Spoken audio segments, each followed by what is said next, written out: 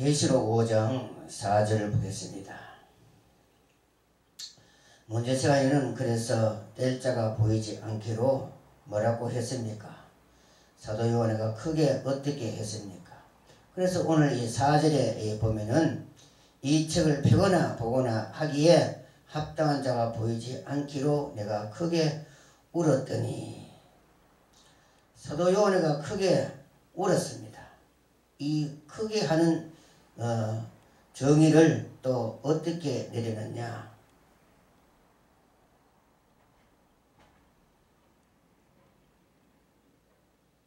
얼마나 크기에 울었느냐? 이것도 역시 전 세계 인류의 울음을 모아는 울음인 것입니다. 왜냐하면 사도 요한이가 혼자 보았기 때문에 혼자 울었지만은 우리도 다 보았다면은 우리도 어떻게 했을까요? 우리도 울었을 겁니다. 대포의 울음인 것입니다. 온 세계의 하나님의 백성들이 통곡해야 할 울음을 대포로 사도 요한이가 울었는 것입니다. 그러니 크게 울었다.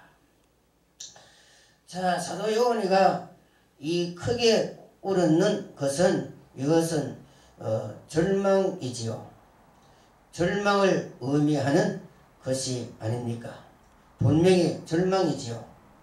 사람이 절망에 처해 있을 때 크게 울 수밖에 없는 것입니다. 이것은 소속 무척이기 때문에 그때는 눈물밖에 나올 것이 없습니다. 절망이기 때문에 그렇지요. 땅에 주저앉아서 울 수밖에 없습니다. 불가능하게 되었을 때, 절망에 빠졌을 때 사람은 울 수밖에 없습니다. 절망에서 조금이라도 희망이 있으면 사람은 노력을 해봅니다. 가능할 때 힘을 다 해봅니다. 그러나 이것은 이제 도저히 불가능할 때는 이제 탁 주저앉아서 웁니다. 이것이 인간의 한계점이라는 겁니다. 한계점에 와서는 그만 울 수밖에 없는 것입니다. 사도 요한이가 여기에 울었다는 것은, 이것은 절망을 의미하는 것입니다. 불가능하다는 것을 의미하는 것입니다. 자, 그러면 하늘 위에나 땅 위에나 땅 안에나 별자가 땅 안에나 살필 때는, 그때는 뭡니까? 사도 요한은 그때는 울었을까요? 안 울었을까요? 그때는 인간이 무엇을 하는 겁니까? 노력을 하는 겁니다. 행위나 가능성을 찾기 위해서 노력을 하는 겁니다. 그때는 안 울었습니다.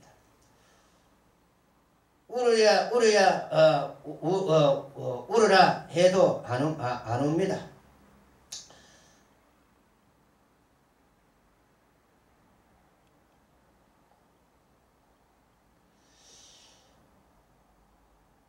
눈을 뜨고 하늘 위에도 보고 땅에도 보고 땅속에도 뗄 자가 누군가 보자 하고 찾는 겁니다. 그래서 합당한 자가 누구이냐 하니까 내가 찾아야 되는 것이 아닙니까? 사도 요한이가 아무리 찾아도 여기에 없다는 것을 깨달았습니다. 절망을 의미합니다. 자기 눈으로 아무리 찾아도 없다는 것을 알았고, 그래서 90대 늙은 노인이 막 울어 제끼니 천당에 가서 울 일은, 그것은 처음 있는 일일 겁니다. 다시는 천국에서 울음이 없을 것이고 그전에도 없었을 겁니다. 다만 천당에 가서 인간이 울었다는 것은 사도 요한이가 제일 먼저 울었을 겁니다. 이것이 처음이요 마지막인 것입니다. 왜? 천국에는 우는 법이 없습니다. 절대 천국에는 우는 법이 없습니다. 운다는 것은 인간의 비극을 의미하는 것인데 천국에는 무슨 비극이 있습니까? 낙원인데 유토피아처럼 아주 아름답고 즐거운 곳인데 왜 사도 요한이가 울겠습니까? 그런데 사도 요한이가 올라가서 크게 울었다. 인류의 초상이 났다. 전 세계 인류가 이제 멸망으로 들어가는 초상이 났는 것입니다. 그러니 어찌 안 울겠습니까? 사랑이 많은 사도 요한이가 어찌 울지 않겠느냐? 한번 생각해 보세요. 사도 요한이가 이때 벌써 성령을 받고 적어도 90대 노령으로 성령을 썼고 요한일서를 썼고 요한복음을 썼고 이 정도로 잘 믿는 사람이 뭐 그렇게 절망적입니까? 왜 이 책 모르면은 절망적입니까? 이 의미를 알아라 이 말입니다. 이 의미를 오늘날 안다면은 하나님의 종들이 하나님의 백성들이 이 요한계시록 이 책을 이것을 안 해도 괜찮다. 그런 것은 덮어 놓아라. 그것은 어려운 것이다. 괜히 하면은 시험이 든다. 이런 소리가 나올 수가 없을 겁니다. 사도 요한이가 이 울었는 그 의미를 분명히 우리가 알았다면은 파악을 했다면은 절대 계시록 이것을 안 봐도 좋습니다. 이런 소리 절대로 할 수가 없지요. 어찌 종들 입에서 그런 말을 할 수가 있습니까? 사도 요한의 이 정신으로 돌아가 보세요. 계시록을 몰라도 되는 정신인가? 모르면은 울어야 할 정신입니까? 오늘날 종들이 이 성도들이 이 계시록을 보고도 읽어도 모르면은 사도 요한처럼 크게 울어야 됩니다. 사실은 울어야 되는 것입니다. 이것을 알렸고 금식하고 기도하고 부르짖고 영광하고 예수 노력을 해야 되는 것이 종이 아닙니까?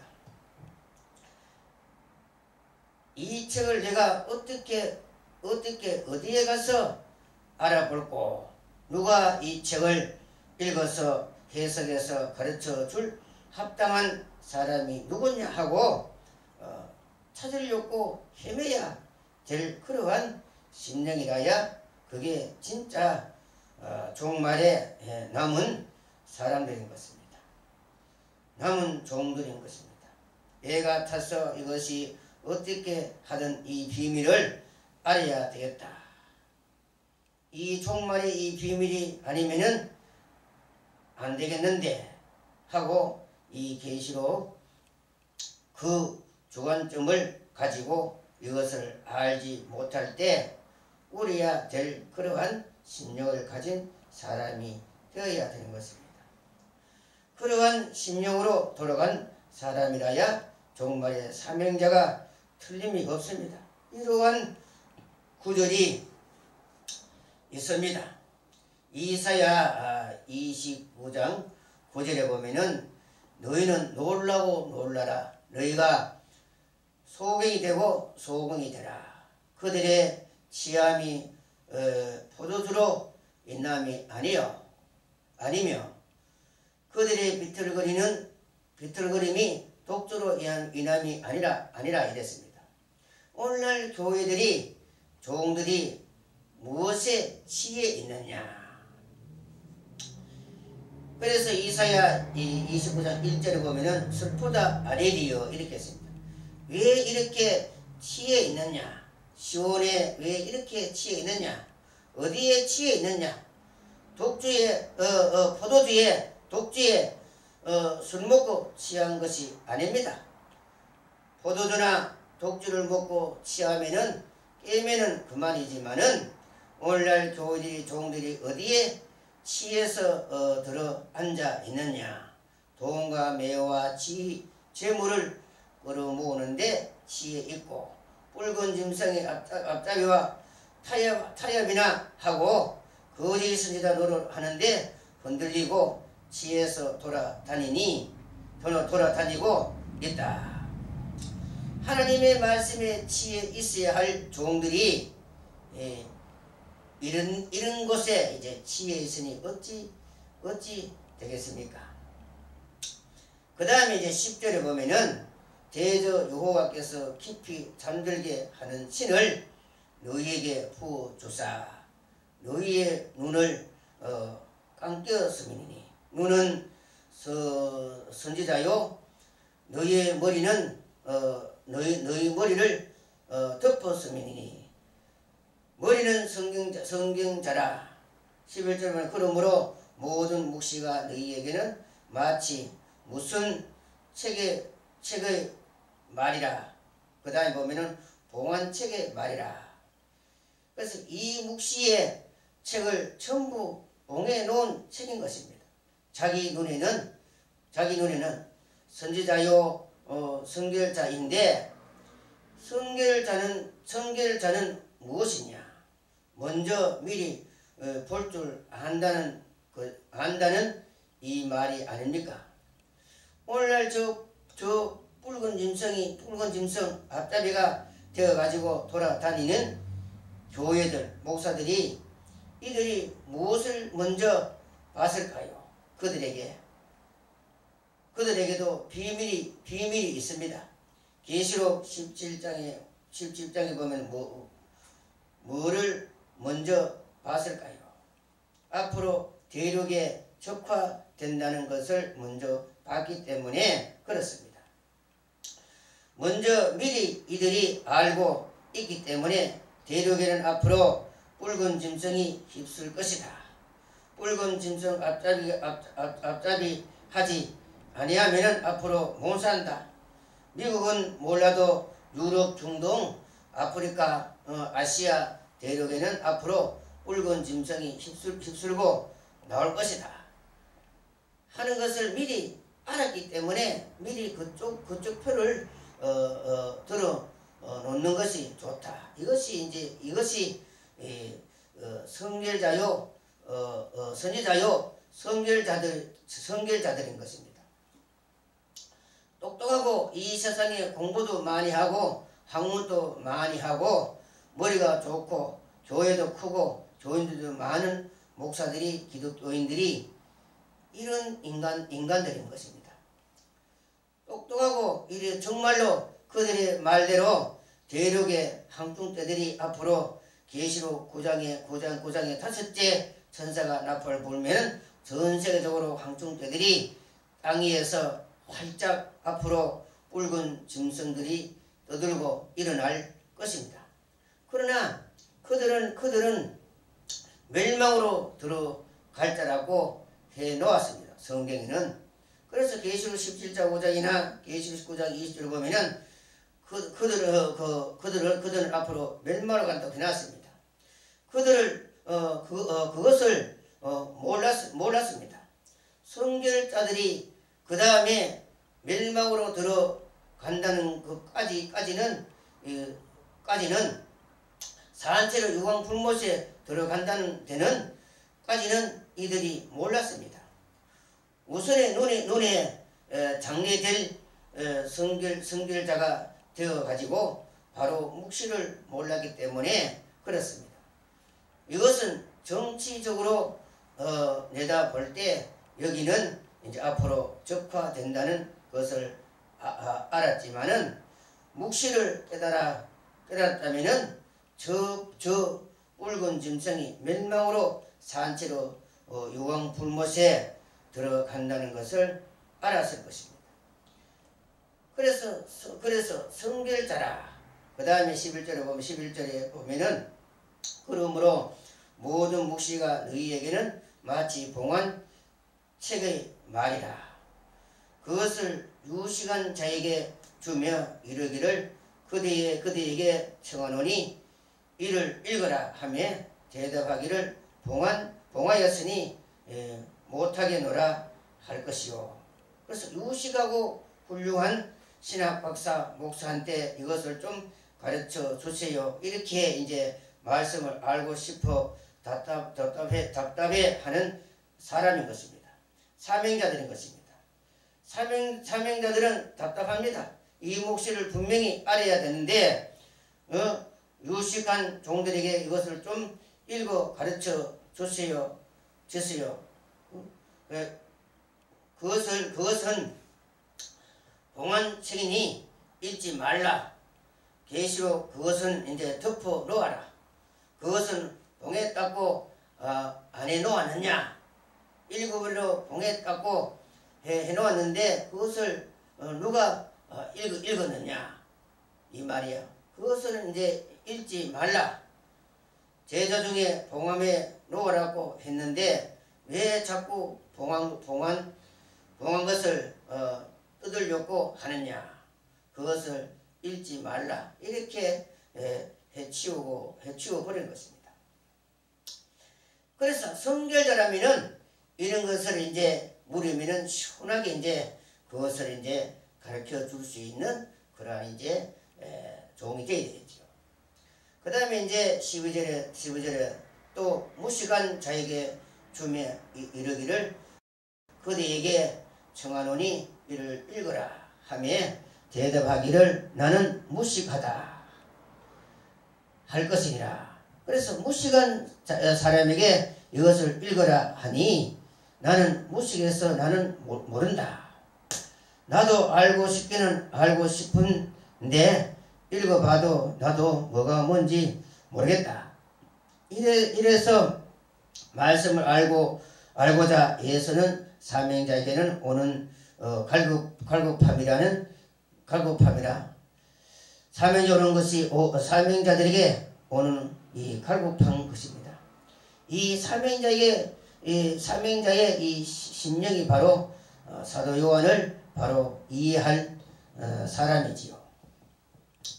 사도 요한이가 크게 울었다는 것은 그 의미를 분명히 알아야 되는 것입니다. 사도 요한이가 천당 못 갈까봐 걱정입니까? 멸류관 상금 못 받을까봐 걱정입니까? 벌써 아마 순교까지 통과한 사람인데 뭐가 걱정이겠습니까? 그런데 왜 이 책 모르면은 왜 안 되느냐? 사도 요한이가 예수님을 믿었고 구원도 받았고 순교까지 통과한 단계에 올라간 사람인데 뭐가 걱정입니까? 이 땅에 있다가 죽으면 천당에 가면은 되지. 그러나 그것이 아니라 이 말입니다. 계시록 이 책을 모르면은 말세에 큰일 나는 것입니다. 아무리 예수를 잘 믿고 선지자가 되고 부흥사가 되고 목사가 되고 능력을 행하고 병을 고치고 시대를 따라 이루어지는 이런 진리에서 또 마땅히 될 일을 알아야 될 때에 이것을 모른다면은 역시 또 절망에 빠진다는 것을 사도 요한이는 알았습니다. 그래서 계시록 이 책을 못 떼면은 세계 종말에 기독교가 구원을 받을 수가 없다는 것을 깨달고 사도 요한이가 울었는 겁니다. 틀림없는 겁니다. 그러니 오늘날 이 책을 모르면은 진짜 우는 심령으로 알려고 몸부림쳐야 되는 것입니다. 이것을 바로 가르쳐 줄 수 있는 선생이 어디에 있느냐 하고 찾아서 헤매야 됩니다. 정말로 이것을 바로 정통으로 나를 마지막에 이끌어줄 종말의 이 진리를 가르쳐줄 종이 어디에 있느냐 하고 몸부림치고 찾아 헤매야 되는 것입니다. 10편에 보면은 사심이 시냇물 찾기에 갈급한 심령같이 사도 요한의 심령으로 사도 심령으로 하늘 위에도 보고 땅 위에도 보고 물속에라도 찾아야 되는 것입니다. 여러분들은 참으로 이 시대에 하나님의 말씀을 바로 찾을 줄 알아야 되는 것입니다. 이 말씀대로 틀림없이 이루어집니다.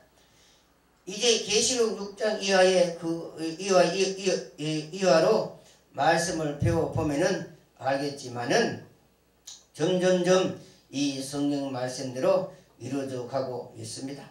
그러니 여러분들은 이 말씀을 알려고 예를 써야 되는 것입니다. 그 다음에 본문에 그래서 보이지 않기로 내가 크게 울었더니 5절에 보면은 장로 중에 하나가 내게 말하되 울지 말라. 유대 지파의 사자 다윗의 뿌리가 이겼으니 이 책과 7인을 떼시리라 하더라. 자, 울지 말라는 것은 이것은 뭐가 있다는 것입니까? 시사합니까? 합당한 자가 있다. 절망이 아니라 가능성을 여기에 시사하지요. 울지 말라. 울지 말라는 것이지요. 만약에 참으로 영원히 이 책을 뗄 자가 없다면 울도록 놔두었을 것입니다. 실컷 울도록 놔두어야 됩니다. 그런데 안 좋을 사람이 자꾸 울면 뭐합니까? 그래서 울지 말라 하고 만류하는 것은 여기에 해결책이 있다는 것을 시사하고 있습니다. 그래서 유대 지파에서 나온 사자가 이겼다. 다윗의 뿌리가 이겼다. 왜 여기에 이렇게 말을 복잡하게 했을까요? 한마디로 어린 양 예수가 이겼다. 이렇게 하면 되지. 왜 유다 지파 사자 다윗의 뿌리 자꾸만 여기에 이렇게 감추고 있느냐?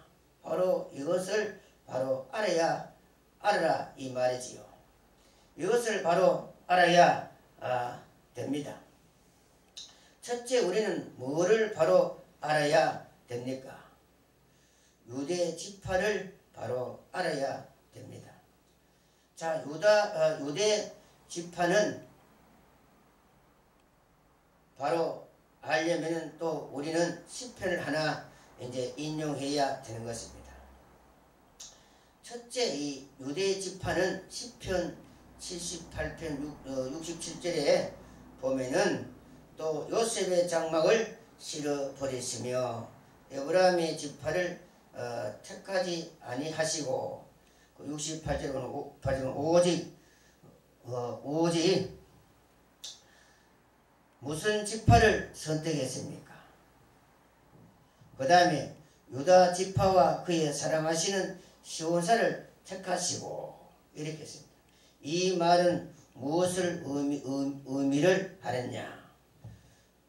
요셉이라는 명칭을 구태여 뭐하려고 여기에 들먹이고 에브라임이라는 말을 구태여 여기에 들먹일 필요가 뭐가 있느냐? 택하지 아니했는 것은 아예 말도 하지 말고 오직 유다 지파만 택했다고 하지 그렇게 말하지 아니하고 구태여 여기 요셉의 장막을 싫어했고 에브라임의 지파를 택하지 아니했고 이 말을 왜 하느냐? 이 말을 안 넣으면은 안 되는 것이 대번 유대 지파는 여기에 택했다고 하면은 요셉의 지파가 이 일을 이 일을 제시해서 걸고 들어오는 것입니다. 왜 유다 지파를 택했습니까? 장자는 제가 아닙니까? 이렇게 이 일을 달 것입니다. 그렇지요. 야곱의 장자는 누굽니까? 요셉인 것입니다. 역대상 5장 1절에 보면은 이스라엘의 장자 루벤의 아들들은 이러하니라. 루벤은 장자라도 그 아비의 심상을 더럽게 하였으므로 장자의 명분이 이스라엘 아들 요셉의 자손에게로 돌아갔다. 이렇게 해놓았습니다. 결국 장자는 처음에는 누가 낳았습니까? 레아가 낳았습니다. 레아가 루벤 장자를 낳았을 때 먼저 첫 아들을 낳았으니까. 그래서 장자이지요. 장자가 루벤이 아비의 침상을 범했기 때문에 장자의 실격이 되고 말았습니다. 그 다음에 장자가 또 누가 되어야 합니까? 누구든지 좋습니다.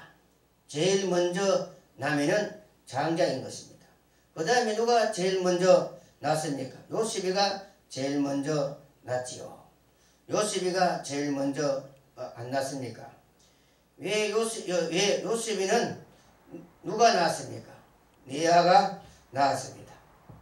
하여튼 이 세상에도 어머니 뱃속에서 첫 아들로 나온 것이 장자인 것입니다. 어머니 뱃속에서 제일 먼저 출발한 아들이 장자인 것입니다.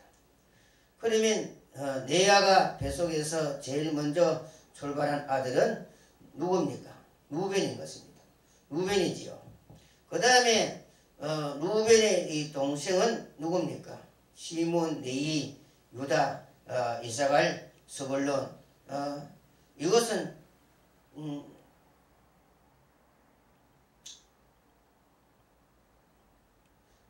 천없어도 요셉보다 먼저 나와도 몇 번째 나온 사람입니까? 한 뱃속에서 몇 번째 나온 사람입니까? 두 번째 나왔지요. 첫 번째 못 나온 사람인 것입니다. 첫 번째가 안 나오면은 장자가 아닌 것입니다. 그러나 요셉은 그 후에 태어나도 어머니 뱃속에 태가 생기고는 첫 번째 나왔습니다. 첫 번째 나왔으니 장자인 것입니다. 그래서 장자는 요셉에게로 갔습니다. 그러니 레아의 장자는 누구냐? 루벤인 것입니다.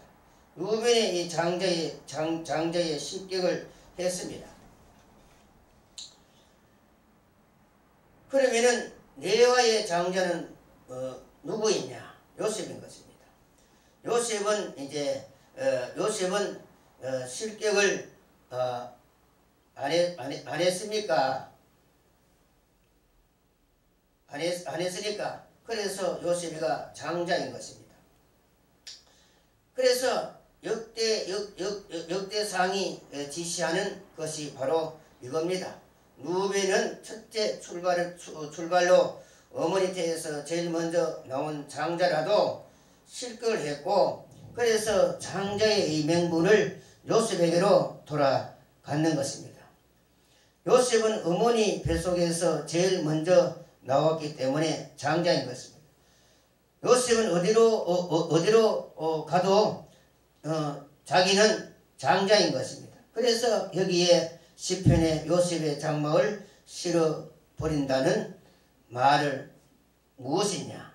요셉이가 장자인데 원칙으로는 내가 실어서 내어버렸다. 그래서 요셉의 명칭을 여기에 안 넣을 수가 없지요. 내가 장자인데 왜 내 이름을 뺐느냐 하면은 내가 너를 여기에 넣기는 넣었지만은 내가 너를 실어서 장자 산기에 실어서 내어 버렸다. 그 다음에 이제 그 다음에 그러면 누가 되어야 됩니까? 창세기 48장 13절에 보면은 요셉의 아들 에브라임과 므낫세가 있는 것입니다. 이 두 아들을 이제 야곱이가 에브라임의 머리에 얹고 우스로 어긋맞게 했습니다. 그래서 에브라임이 장자가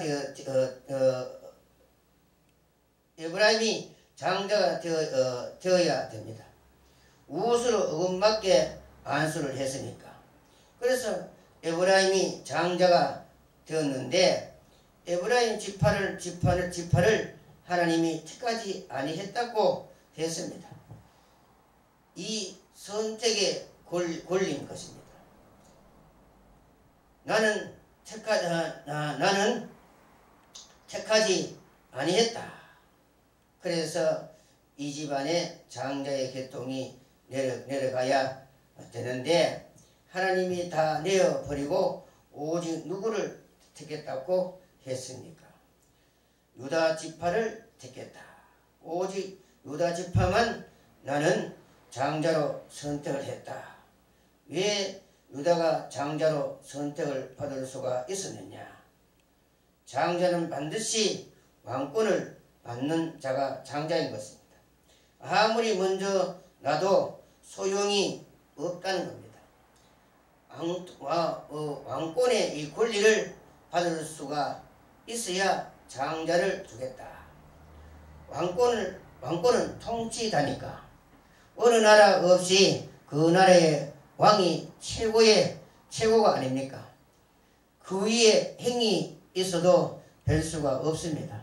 대군이지 상관만마 해야 되지요. 별 수가 없습니다. 상관만마 해야 되지 할 수가 없습니다. 왕이 최고인 것입니다. 왕이 최고로 큰 장자인 것입니다. 그러면 왕권은 어떻게 해야 받느냐? 먼저 나왔다고 해서 받는 것이 아닌 것입니다. 어떻게 해야 받을까요? 무슨 계명을 지켜야 줍니까? 사랑의 계명을 지켜야 주는 것입니다.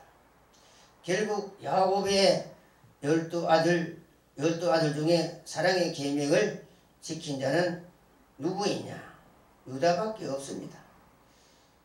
결국 왕권은 유다에게로 돌아갔습니다.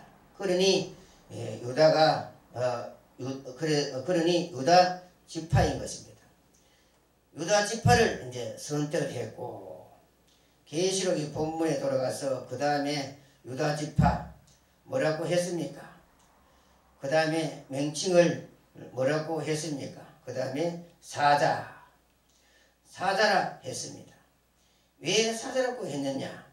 이것은 이제 창세기 49장 8절에 보면은 사자가 무엇이냐 하는 것을 이제 알면은 되겠습니다. 그래서 창세기 49장 8절에 보면은 압니다. 8절에 보면은 유다야 너는 내 형제의 찬송이 될지라. 내 손이 내 원수의 발목을 잡을 것이요.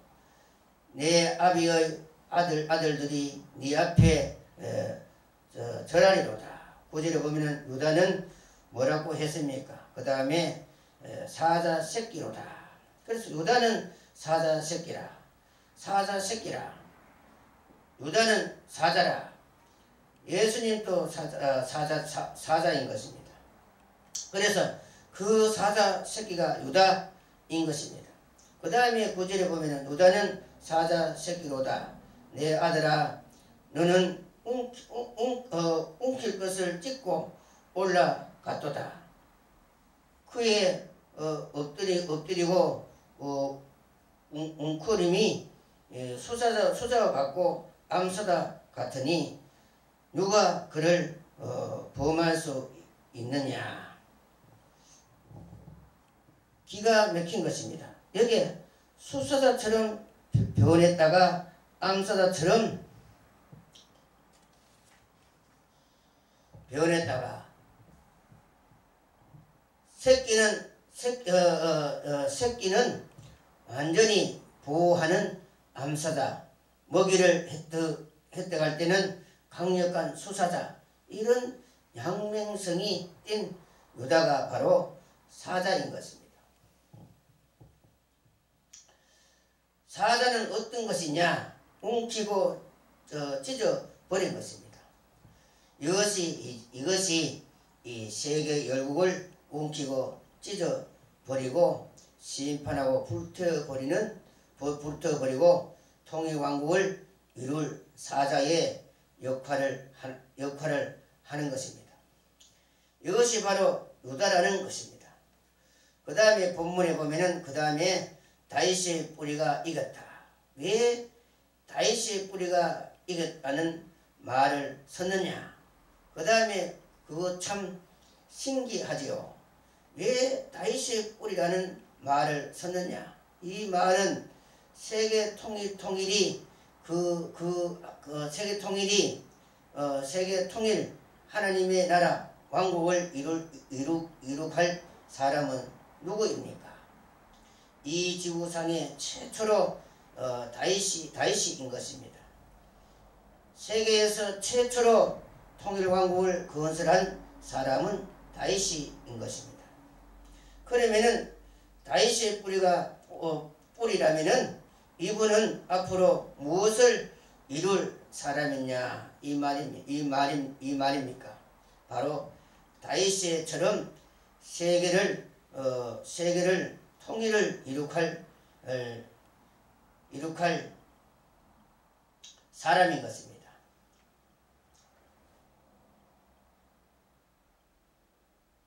그래서 이 책을 주겠다. 이렇게 이제 설명이 아주 멋지게 나가는 것입니다. 그래서 다윗의 왕국을 건설할 사람에게 이제 이 책을 주겠다. 그냥 예수가 이겼다. 이렇게 하면은 아주 매력이 없는 것이 아닙니까? 아주 매력이 없습니다. 바로 앞으로 다윗의 통일의 왕국을 이루는 것처럼 그와 같이 이룰 사람이라야 되는 것입니다. 그래서 예수님을 우리가 가르칠 때에 다윗이라고도 해도 좋습니다. 다윗의 자리에 예수님이 앉습니다. 그래서 예수님이 오시기는 그때는 오셔서 하는 말씀이 내가 다시 이 세상에 임할 때에 뭐를 완전히 일으키겠다고 했습니까? 무너졌던 뭐를 일으키겠다고 했습니까? 다윗의 천막을 다시 일으키겠다고 했습니다. 무너진 천막을 다시 일으킬 것이라고 일으킬 것이다. 바로 옛날에 다윗의 통일왕국을 그것을 다시 세계적으로 일으키겠다 하는 것입니다. 그래서 예수님이 이 땅에 오셔서는 바로 다윗의 왕국을 일으키려고 왔는 것입니다. 세계 통일 왕국을 내가 일으키려고 오겠다.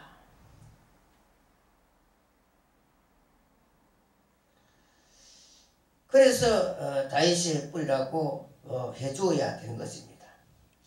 그래서 예수님은 그 육적으로 조상으로 따지면은 누구의 자손입니까? 다윗의 자손이요.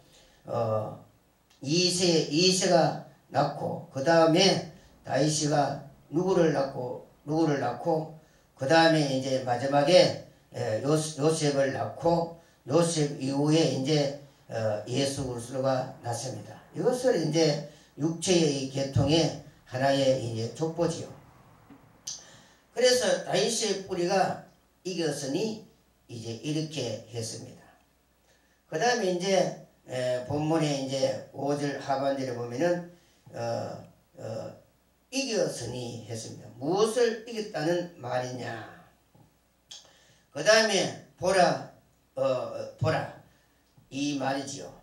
이 책을 이긴 자에게 주니까 무엇을 이겼느냐? 전쟁을 쳐서 이겼느냐? 싸움을 해서 이겼느냐? 무엇을 해서 이겼느냐? 변론에서 이겼느냐? 이긴 자라야 이 책을 뗄 수가 있는 것입니다. 그래서 본문의 5절 하반절 보면 유다 지파의 사자 다윗의 뿌리가 이겼으니 이 책과 그 일곱 인을 떼시리라 하더라. 이겼다는 것은 어디에서 이겼을까요? 예수님이 이 세상에 와서 전쟁에서 이긴 전쟁을 했다면 무슨 전쟁에서 이겼습니까? 십자가의 전쟁에서 이겼습니다. 십자가라는 그 위대한 전쟁인 것입니다. 이것을 무슨 전쟁이냐? 인류를 마귀에게 영원히 빼앗기느냐? 아니면 하나님의 나라로 인도하느냐 하는 이 전쟁에서 인류를 마귀가 영원히 빼앗아 가느냐? 예수 그리스도가 빼앗아 오느냐? 이 전쟁에서 이것이 이제 보통 전쟁입니까? 세계 인류를 좌우지하는 전쟁인 것입니다. 그러한 전쟁에서 판걸음하는 이 전투에서 예수님은 오직 혼자서 싸워서 혼자서 싸웠습니다. 참으로 어려운 전쟁에서 사탄의 세력과 혼자 싸워서 이겼습니다. 그래서 사망을 이기고 결국 영생을 획득하고 예수님이 이겼습니다. 그래서 계시록 1장 10절에 보면은 예수님이 뭐라고 했습니까? 10절에 보면 내가 볼 때에 그 발 아래 엎드러져 죽은 자 같이 되매 그가 오른손을 내게 얹고 가라사대 두려워 말라. 나는 처음이요 나중이니 18절에 보면은 그 산자라 내가 전에 죽었노라. 볼지어다 이제 세세토록 살아있어 뭐와 뭐의 열쇠를 가졌습니까? 그 다음에 사망과 음부의 열쇠를 가졌노라. 그래서 사망과 음부의 열쇠를 내가 가졌다. 이제 예수님이 마음대로 할 수가 있는 것입니다. 사망과 음부의 열쇠도 이제 내가 쥐고 있다. 내가 쥐고 있기 때문에 내가 이제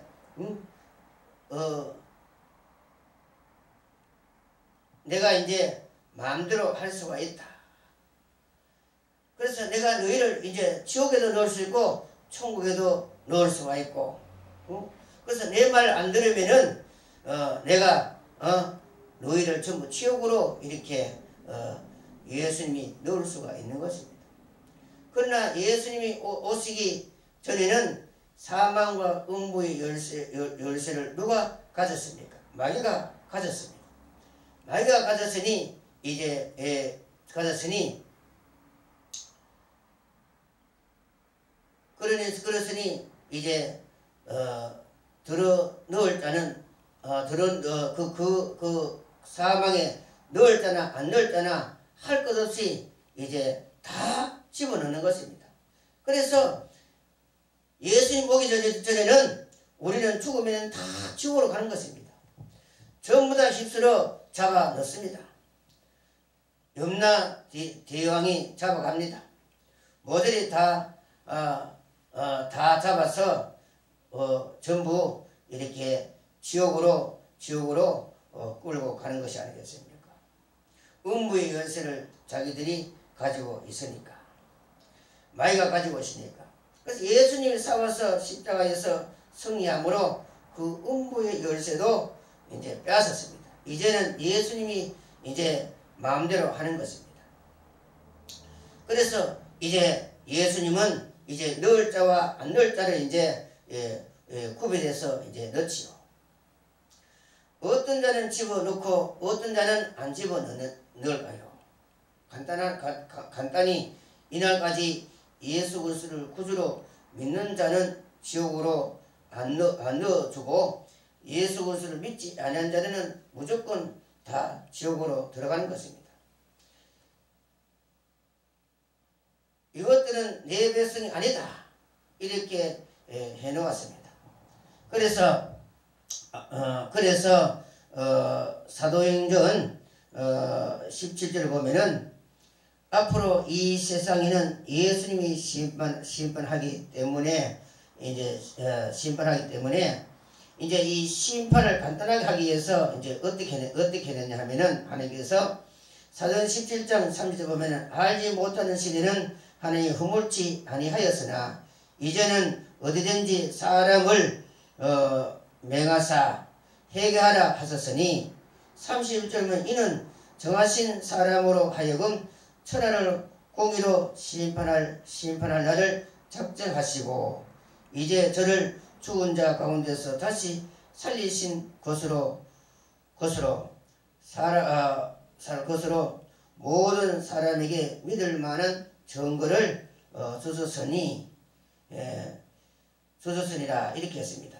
그래서 예수님이 앞으로 심판할 때에 이제 예수를 이제 믿는 자와 안 믿는 자를 딱 갈라놓고 심판을 하게 되는 것입니다. 지옥 갈 사람, 천국 갈 사람 이렇게 딱 갈라서 심판하니 얼마나 간편한 것입니까? 앞으로는 이언의 말씀을 읽고 듣고 지키는 자는 새 시대로 생명의 나라로 가고 여호와의 말씀을 지키지 않고 반대하는 자들은 음부로 다 집어넣겠다. 곧 열쇠 가진 자가 마음대로 하는 것입니다. 그래서 다윗의 뿔이 예수가 승리를 거두는 것입니다. 이것은 바로 십자가에서 승리를 의미하는 겁니다. 그러면 결론적으로 이 책을 받으려면 뭐에서 승리한 자라야 합당하다 이 말입니까? 십자가에서 사망과 싸워서 이긴 자라야 이 책을 주겠다. 누구라도 좋다 이겁니다. 그럴 때 그 책을 받을 수 있도록 이긴 자는 누구밖에 없느냐? 이제 보니까 어린 양 예수밖에 없습니다. 그러니 이 책은 불가불 누구에게로 인계되느냐? 예수 그리스도의 손에 인계되는 것입니다.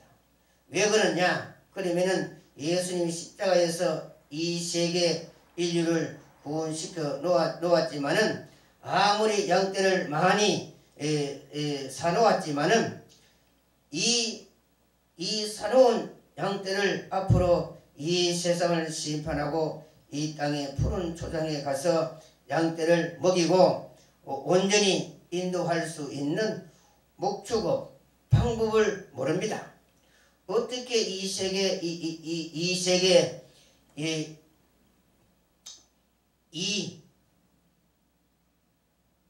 이 양떼들을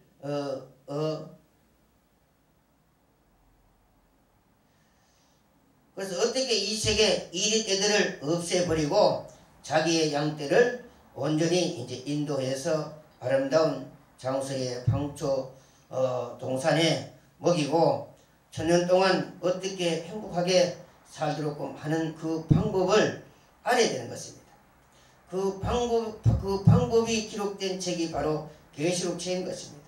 그러니 예수님이 십자가의 보혈의 피로 인류를 먼저 양떼를 사시고 이 사람들에게 살 수 있는 방법도 자연히 가르쳐 주어야 되는 것입니다. 왜? 예수님은 양떼의 주인이니까. 양떼 주인에게 양떼를 먹이는 방법도 가르쳐 줘야 되는 것입니다. 이것은 자연히 비결되는 것입니다. 그러니 예수님 밖에는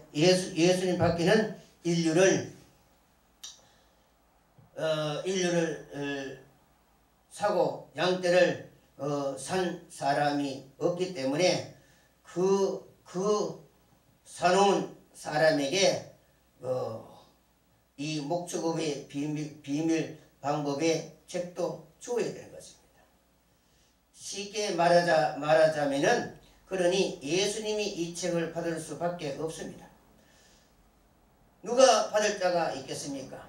그래서 이 책이 예수님께로 돌아가기 때문에 예수 그리스도의 계시라 이는 하나님이 그에게 주사 반드시 속게 될 일을 누구에게 보이려고 했습니까? 하나님께서 예수님에게 주셨습니다.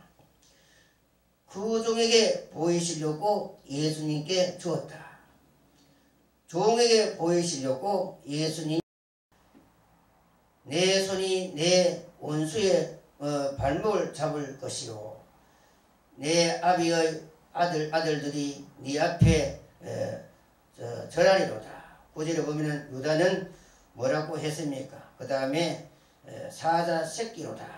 그래서 유다는 사자 새끼라.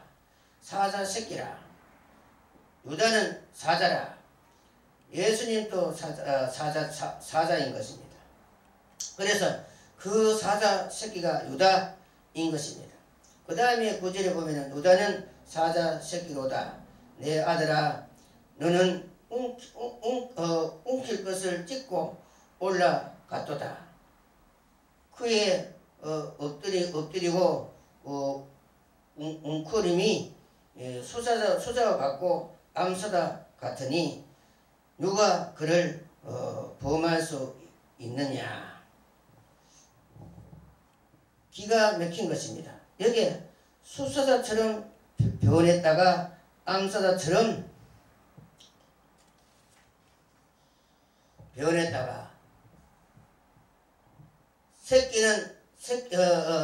새끼는 완전히 보호하는 암사자, 먹이를 획득할 때는 강력한 수사자, 이런 양명성이 띈 유다가 바로 사자인 것입니다.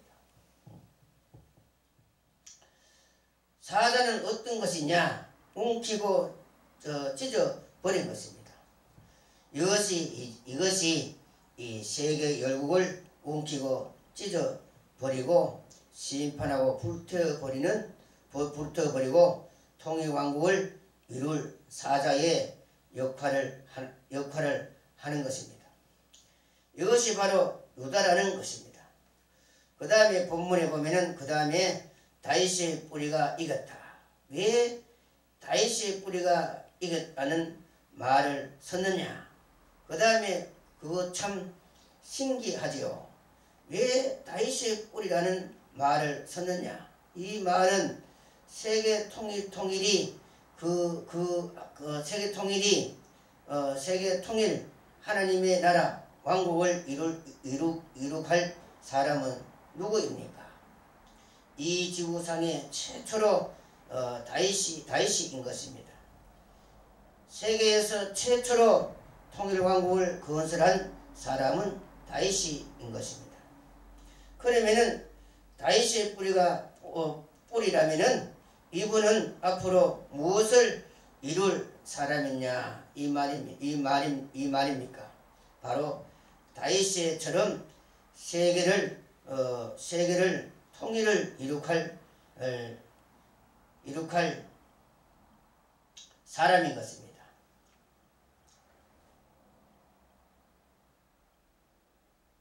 그래서 이 책을 주겠다. 이렇게 이제 설명이 아주 멋지게 나가는 것입니다. 그래서 다윗의 왕국을 건설할 사람에게 이제 이 책을 주겠다. 그냥 예수가 이겼다 이렇게 하면은 아주 매력이 없는 것이 아닙니까? 아주 매력이 없습니다. 바로 앞으로 다윗의 통일의 왕국을 이루는 것처럼 그와 같이 이룰 사람이라야 되는 것입니다. 그래서 예수님을 우리가 가르칠 때에 다윗이라고도 해도 좋습니다. 다윗의 자리에 예수님이 앉습니다. 그래서 예수님이 오시기는 그때는 오셔서 하는 말씀이 내가 다시 이 세상에 임할 때에 뭐를 완전히 일으키겠다고 했습니까? 무너졌든 뭐를 일으키겠다고 했습니까? 다윗의 천막을 다시 일으키겠다고 했습니다. 무너진 천막을 다시 일으킬 것이다고 일으킬 것이다. 바로 옛날에 다윗의 통일왕국을 그것을 다시 세계적으로 일으키겠다 하는 것입니다.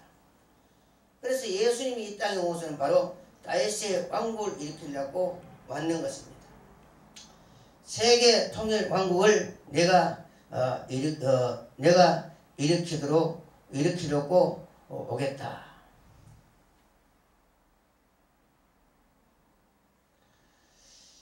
그래서 다윗의 뿌리라고 해주어야 되는 것입니다.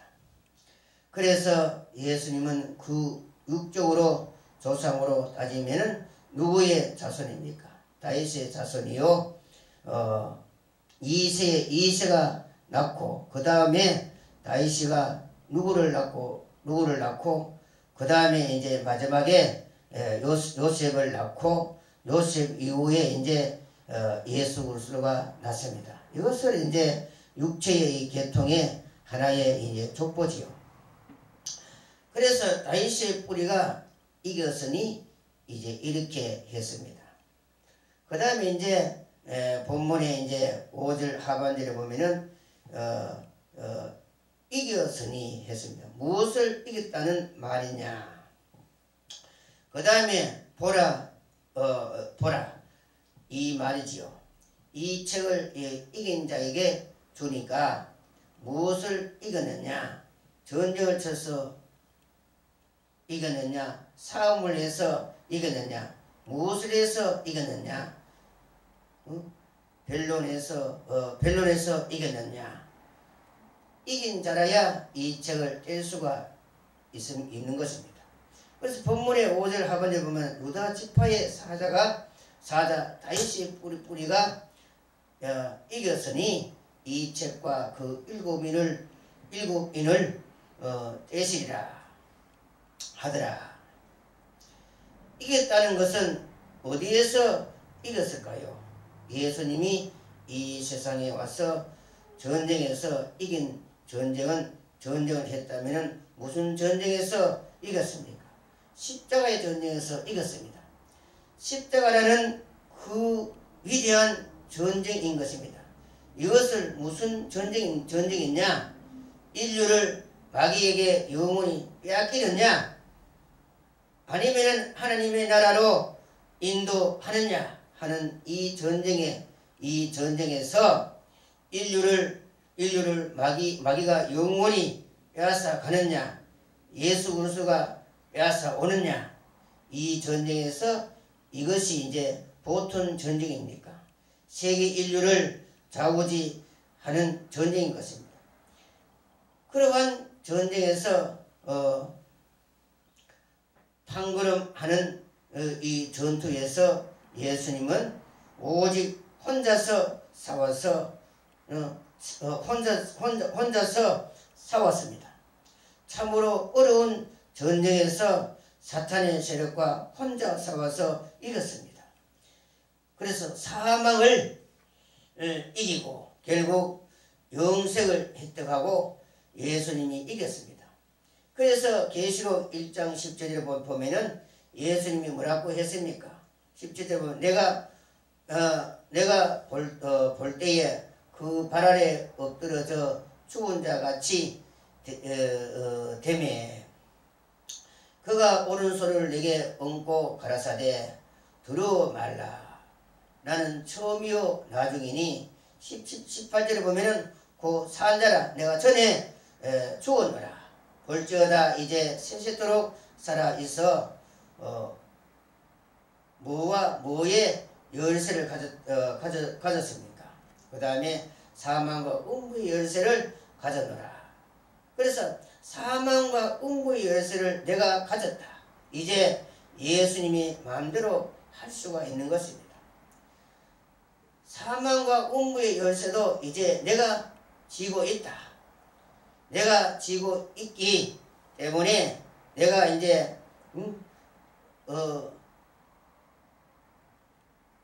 내가 이제 마음대로 할 수가 있다. 그래서 내가 너희를 이제 지옥에도 넣을 수 있고 천국에도 넣을 수가 있고 그래서 내 말 안 들으면은 내가 너희를 전부 지옥으로 이렇게 예수님이 넣을 수가 있는 것입니다. 그러나 예수님이 오시기 전에는 사망과 음부의 열쇠를 누가 가졌습니까? 마귀가 가졌습니다. 마귀가 가졌으니 이제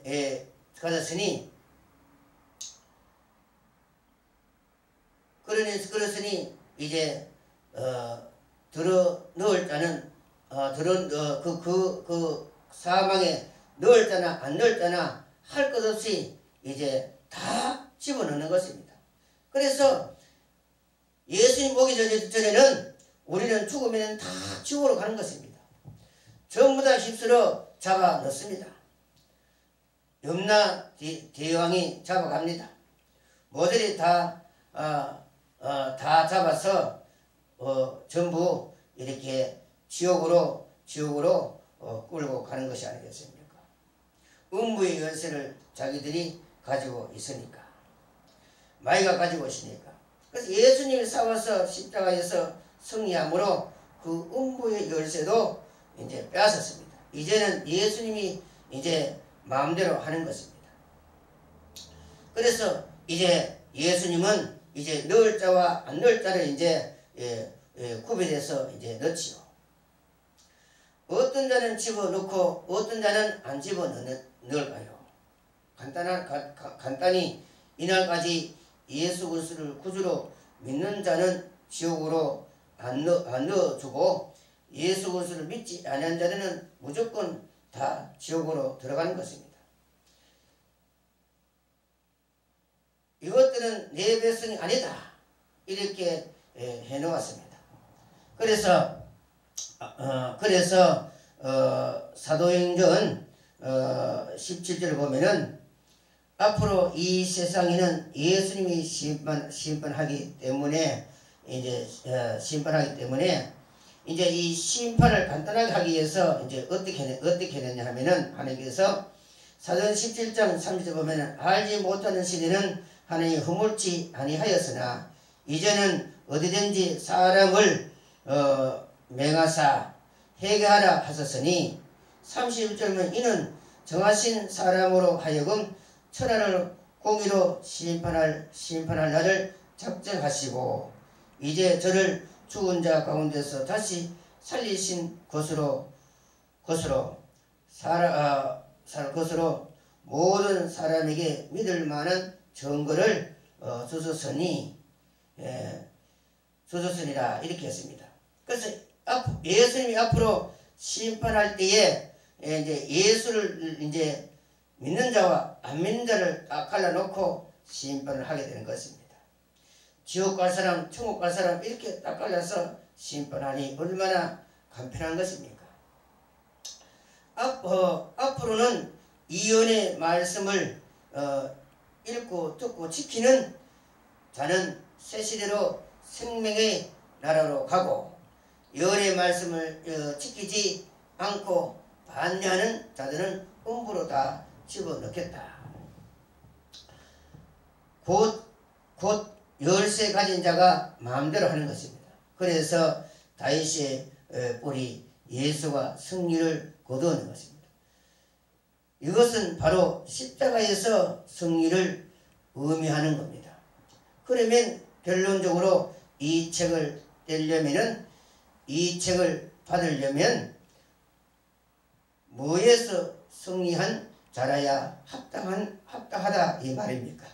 십자가에서 사망과 싸워서 이긴 자라야 이 책을 주겠다. 누구라도 좋다 이겁니다. 그럴 때 그 책을 받을 수 있도록끔 이긴 자는 누구밖에 없느냐? 이제 보니까 어린 양 예수밖에 없습니다. 그러니 이 책은 불갑을 누구에게로 인계되느냐? 예수 그리스도의 손에 인계되는 것입니다. 왜 그러냐? 그러면은 예수님이 십자가에서 이 세계 인류를 구원시켜 놓았지만은, 아무리 양떼를 많이 사놓았지만은 이 사놓은 양떼를 앞으로 이 세상을 심판하고 이 땅의 푸른 초장에 가서 양떼를 먹이고 온전히 인도할 수 있는 목축업 방법을 모릅니다. 어떻게 이 세계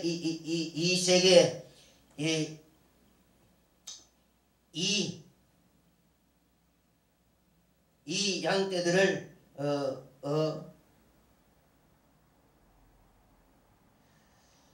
그래서 어떻게 이 세계 이리떼들을 없애버리고 자기의 양떼를 온전히 이제 인도해서 아름다운 장소의 방초 동산에 먹이고 천년 동안 어떻게 행복하게 살도록 하는 그 방법을 알아야 되는 것입니다. 그 방법이 기록된 책이 바로 계시록 책인 것입니다. 그러니 예수님이 십자가의 보혈의 피로 인류를 먼저 양떼를 사시고 이 사람들에게 살 수 있는 방법도 자연히 가르쳐 주어야 되는 것입니다. 왜? 예수님은 양떼의 주인이니까. 양떼 주인에게 양떼를 먹이는 방법도 가르쳐 주어야 되는 것입니다. 이것은 자연히 비결되는 것입니다. 그러니 예수님 밖에는 인류를 사고 양떼를 산 사람이 없기 때문에 그 사놓은 사람에게 이 목축업의 비밀 방법의 책도 주어야 되는 것입니다. 쉽게 말하자면은, 그러니 예수님이 이 책을 받을 수밖에 없습니다. 누가 받을 자가 있겠습니까? 그래서 이 책이 예수님께로 돌아가기 때문에 예수 그리스도의 계시라. 이는 하나님이 그에게 주사 반드시 속게 될 일을 누구에게 보이려고 했습니까? 하나님께서 예수님에게 주셨습니다. 그 종에게 보이시려고 예수님께 주었다. 종에게 보이시려고 예수님이 혼자 읽으라고 준 것이 아닙니다. 예수님이 그것을 이제 받아야 자기 종에게 줄 수가 있습니다. 종에게 주되 어느 교회 종에게 준다고 했습니까? 아시아의 교회 종들에게 주겠다. 아시아 동방 땅끝 해돋는 나라의 아시아 교회의 종들에게 주겠다. 자, 아시아 교회가 어디에 있습니까? 지도를 보면은 이것이 이제 아시아이고, 여기는 중동 교회가 있습니다. 여기는 이제 중동에 뭐가 있습니까? 믿으면은 어떻게 되는 것입니까? 믿으면 해지는 해가 있고 교회가 있지요. 이슬람교, 힌두교도 있고 등등등 많지요. 여기에 교회가 있다면은 우리나라에서 선교사가 나가서 교회가 있지. 그리고 그리스 이런 데는 이제 천주교 전부 천주교들이 판을 치고 있지요. 전부. 그리고 붉은 짐승 앞잡이 거짓 선지자 노릇하고 있고 그것은 그런 교회가 아닙니까? 사탄의 해인 것입니다. 중동지방 여기에 아시아에는 교회다운 교회가 없습니다. 그런데 이 성경에 보니까 반모섬에서 이 책을 받았을 때 사도 요한이가 받아가지고 아시아 동방 해돋는 나라가 아시아 교회에서 이 책을 주라. 그래서 해돋는 나라가 어디에 있느냐? 반모섬에서 이제 북이 몇 도입니까? 38도선 똑바로 나가면은 동방 땅 모퉁이 해돋는 나라의 교회가 있습니다. 이 교회가 이 말세에 진짜 이제 살아있는 교회인 것입니다. 그래서 동방 땅끝 이제 해돋는 아시아 교회에게 앞으로 계시록 이제 이 책 계시록을 가지고 이제 일어나서 붉은 짐승 이 세계 열국을 때려 부수라. 그래서 부술 수 없을까요? 부술 수 있을까요? 충분히 부술 수가 있습니다. 옛날에 막대기 옛날에 막강한 나라 예굽의 문화를 누가 가서 때려 부쉈습니까? 모세가 가서 그것도 뭐를 가지고 갔습니까? 핵무기 원자탄을 가지고 갔습니까? 지팡이 하나 가지고 가서 다 때려 부쉈습니다. 오늘날 현대 과학이 못 따라가는 그 4차원의 과학이라 할지라도 그 앞에 과학자들이 평가하는 그 예굽의 문화를 이집트 찬란한 문화를 예굽의 이 숫살들이 지팡이로 뱀도 만들고 온갖 이적을 했던 그 모든 것을 모세가 지팡이 하나로 다 때려 부쉈습니다.